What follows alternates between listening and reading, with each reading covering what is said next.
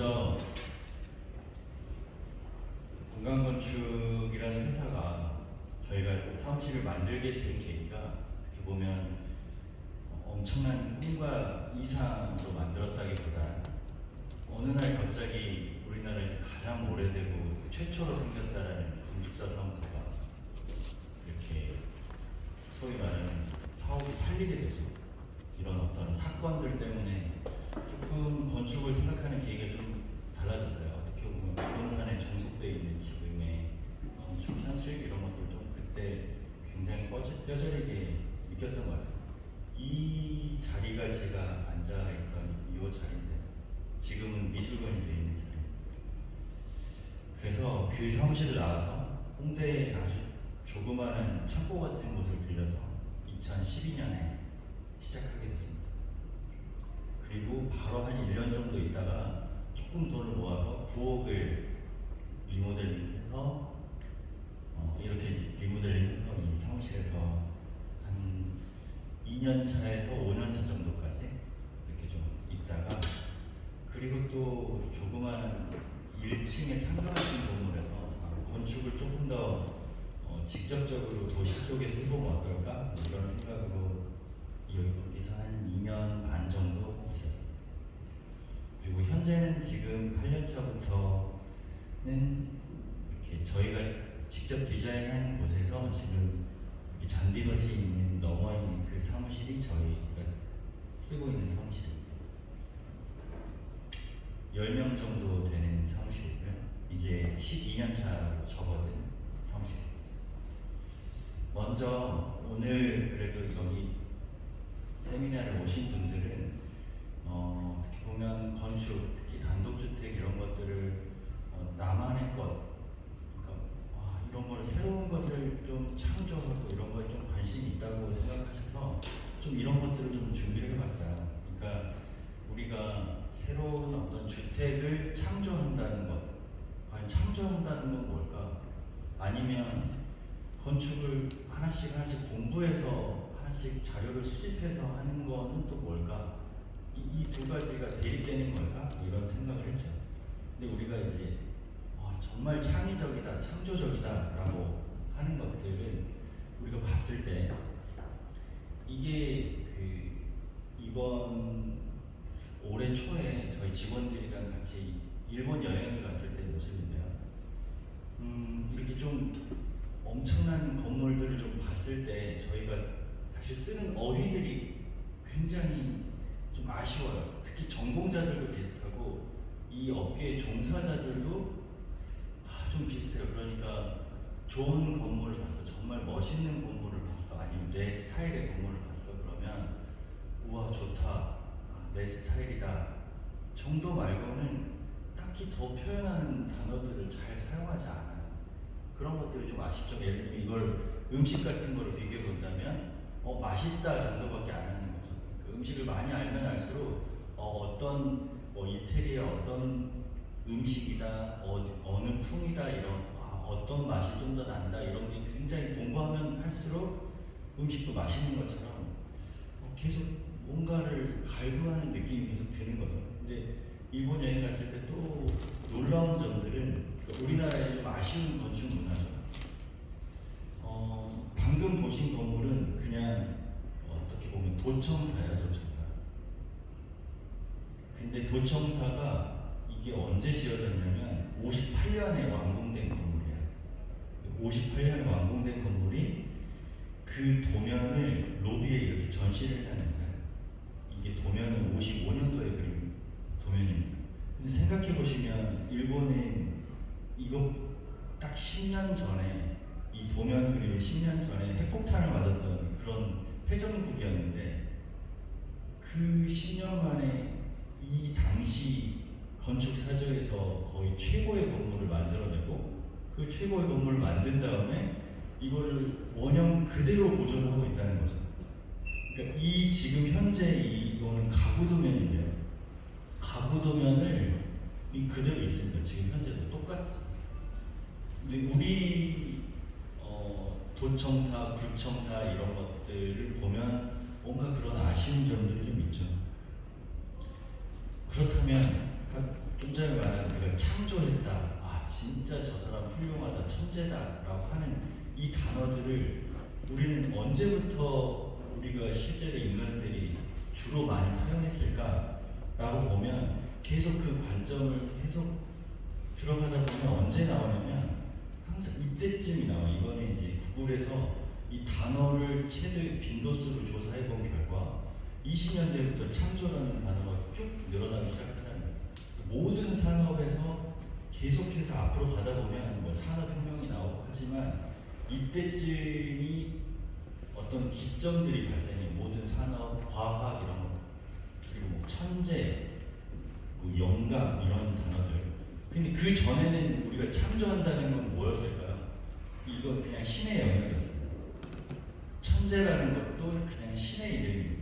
이 천재라는 신이, 지니어스라는 신이 내 안에 들어왔을 때 창조를 하는 거예요. 근데 그렇다면은 내 안에 있는 이 자아는 뭐 이게 서양적인 관점이죠.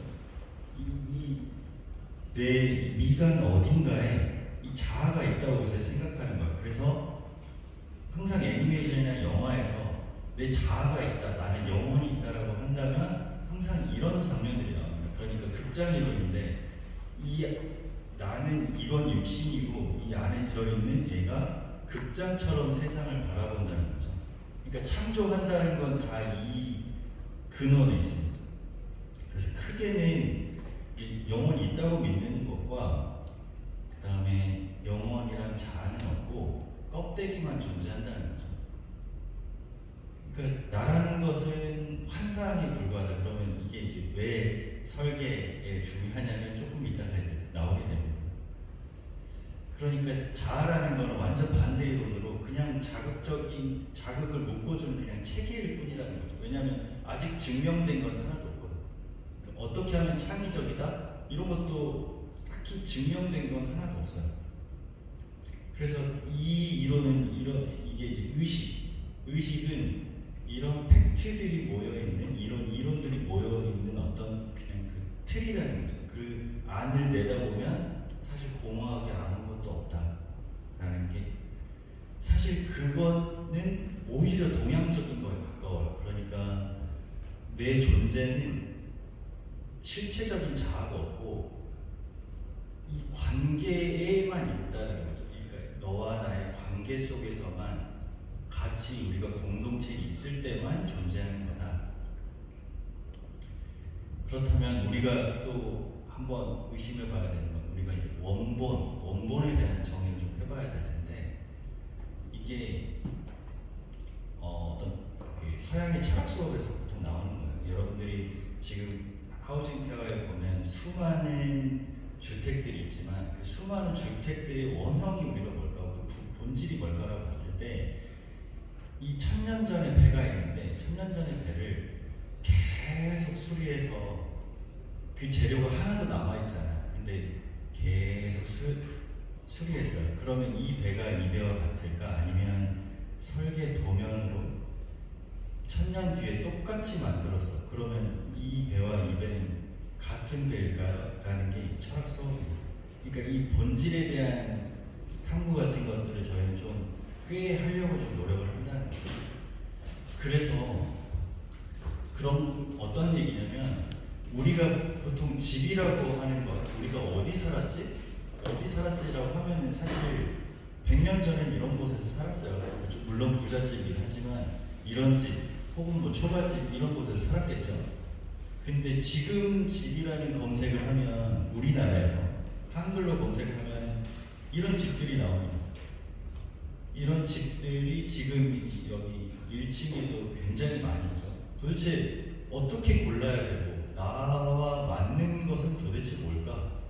이런 고민들을 하실 거잖아요. 그러면 결국 불변의 진리 같은 건 있어요. 그냥 난방, 따뜻하고 바람 안 들고 우풍 없고 그런 굉장히 기술적인 얘기들이 보통 회자가, 왜냐면 그거는 반박할 수 없기 때문에.